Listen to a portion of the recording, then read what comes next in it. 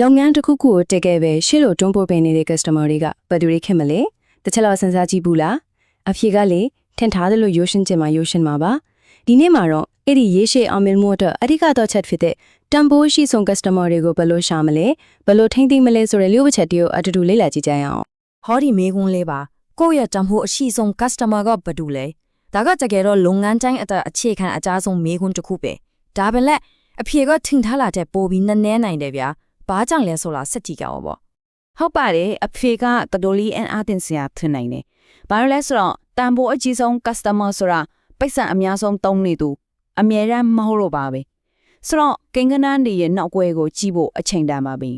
ကောင်းပြီဒါဆိုရင်တန်ဖိုးဆိုတာကိုဒီပဲတစ်ဖွင့်ဆိုကြည့်အောင်ပိုက်ဆံများဆုံးသုံးတဲ့သူထက်ပိုတဲ့တန်ဖိုးဆိုတာဘာကိုပြောချင်တာလဲ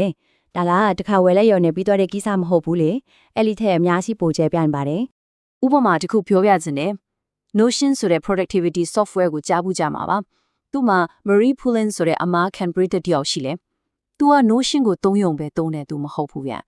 Notion အတွက်တန်တမန်တယောက်လိုကိုဖြစ်လာတာသူ့ရဲ့လွှမ်းမိုးနိုင်စွမ်းသူက Notion community ကိုကိုနီပံ့ပိုးတာတွေနဲ့သူပေးရတဲ့ subscription fee ထက်အစပေါင်းများစွာတန်ဖိုးရှိနေတာကိုတွေ့ရမှာပါဒါကအကောင်းဆုံးသက်သေပါပဲ အဲ့ဒီတော့ဒီလို customer မျိုးကိုဘယ်လိုခေါ်မလဲသူတို့ကို turn moment customer high value customer HVC လို့ခေါ်ပါတယ်တနည်းအားဖြင့်သူတို့ကကိုလုံကန်းရဲ့ VIP တွေပေါ့ခဏဝင်ကြည့်ပြီးထွက်သွားတဲ့သူမျိုးမဟုတ်ပဲရေရှည်လက်သွားမဲ့ပါနာတွေလိုပါမယ် ဘောလီပြောခဲ့တဲ့စကားတစ်ခုရှိတယ်ဒါကကျွန်တော်တို့ပြောနေတဲ့အကြောင်းအရာရဲ့အနှစ်တရားကိုဖော်ပြနေတာပဲဝယ်ရဆိုတာက customer တွေကတန်ဖိုးဖန်တီးပေးနိုင်တဲ့နီလန်းတွေထဲကတစ်ခုပဲပြီးတော့ဒါကအမျက်အစွန်းအများဆုံးနီလန်းအမြဲတမ်းမဟုတ်ဘူးတဲ့ဆိုလိုတာကတန်ဖိုးဆိုတာတိတ်ဆန်ရှင်တဲ့ counter တစ်ခုတည်းကလာတာမဟုတ်ဘူးဆိုတာကိုသတိပေးနေတာပါဘောလီရဲ့အဆိုရဆိုရင်ပေါ့နော်ဒီ VIP customer တွေကနေငွေကြီးမဟုတ်တဲ့တန်ဖိုးတုံးမျိုးကိုရနိုင်တယ်ပထမတစ်ခုက advocates ဒါကတော့ကို brand အကြောင်းကိုပါဆက်ကနေတစင်ပြောပေးတဲ့သူတွေပေါ့ဒုတိယက influencers သူတို့ကတော့ follower တွေအများကြီးနဲ့ကို brand ကိုလူသိများအောင်ချေထွင်ပေးတယ်နောက်ဆုံးက contributors သူတို့က feedback တွေပေးတယ်ပူပေါင်းလုပ်ဆောင်တဲ့တန်မိုးကိုအတူတူဖန်တီးပေးတယ်ဒီသုံးမျိုးလုံးကလုပ်ငန်းကြီးထွားဖို့အတွက်တကယ်ကိုအရေးကြီးပါတယ်ကဲဘလို့လူတွေကိုရှာရမလဲဆိုတာတင်းပြီဆိုတော့အရေးကြီးတဲ့မေခွန်းကသူတို့ကိုဘလို့ရှာမလဲဆိုတာပဲဒီအဆင့်ကိုမဟာဖြူဟာကြကြရှာဖွေမှုတစ်ခုလိုပဲဖြစ်ဖြစ်ဒါမှမဟုတ်ကိုလုံကန်းရဲ့အတောက်ပဆုံးကျေပွန်းတရတဲ့ casting call တစ်ခုလိုပဲဖြစ်ဖြစ်တဘောထားကြည့်လိုက်ရအောင်ဒီမှာတော့အဲ့ဒီ VIP တွေကို photo ဖို့သဲလွန်စဟာချက်ရှိပါတယ်တခုချင်းစီကကိုယ့်ရဲ့အမာကန်ပရိသတ်တွေကိုရှာတွေ့နိုင်ပဲမန်မီလူတဲ့ချက်စီလိုပါပဲ KPI တွေထုံတက်တာ buyer journey ကိုပုံဖော်တာ survey ကောက်တာ loyalty program တွေကိုခွဲချမ်းစိတ်ဖျားတာနဲ့ online metrics တွေကိုကြည့်ရတယ်ပါပဲ Okay ပထမ၃ချက်ကိုအရင်ကြည့်ရအောင်အဓိကကတော့ data ပါပဲဥပမာ KPIs ကိုကြည့်မယ်ဆိုရင်တစ်ခါဝယ်ပူရောဆိုတာထက် customer lifetime value CLV ကိုပိုပြီးဦးစားပေးရမယ်ဆိုလိုတာက customer တယောက်စီကနေရေရှည်မှာတန်ဖိုးဘလောက်ရလိုက်လဲဆိုတာကိုကြည့်တာပေါ့ပြီးတော့ buyer journey map တွေနဲ့သူတို့ဘယ်နေရာမှာအများဆုံး engage ဖြစ်လဲဆိုတာကိုရှာဖွေမယ် customer survey တွေကနေလေသူတို့ရဲ့စိတ်ဆော်မှုလေးသစ္စာဆောင်တည်မှုလေးကိုတိုက်ရိုက်သိနေတာပေါ့နောက်ပြီးတော့ loyalty program တွေကိုလည်းရှော့မတွက်ပါနဲ့ထိပ်တန်းအဆင့် member တွေရဲ့အမှုကျင့်တွေကိုစစ်ဆေးကြည့်ပါ online ပေါ်မှာဆိုရင်လည်း UTM tag လိုမျိုးကျူးတွေသုံးပြီးဘယ် influencer စီက traffic တွေ conversion တွေအများဆုံးရလဲဆိုတာကိုခြေရာခံနိုင်တယ် website ကိုပုံမှန်ပြန်လာတဲ့သူတွေကဘယ်သူတွေလဲဒါတွေအလုံးကတဲလွန်စားတွေချီပါပဲ VIP တွေကိုရှာတွေ့ပြီ